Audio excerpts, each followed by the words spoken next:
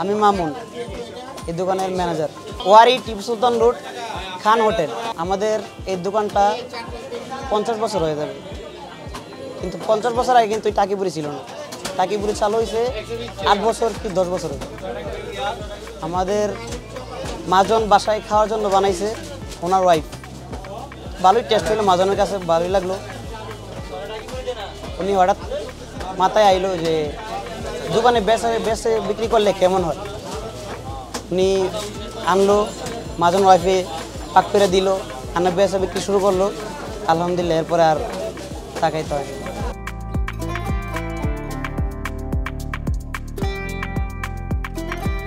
যে আমরা টাকিপুরি সারাদিন বিক্রি করি না, আমরা বিকাল 3টা থেকে প্রসেসিং শুরু হয়, 4টা থেকে বেচা বিক্রি শুরু হয় 9টা পর্যন্ত।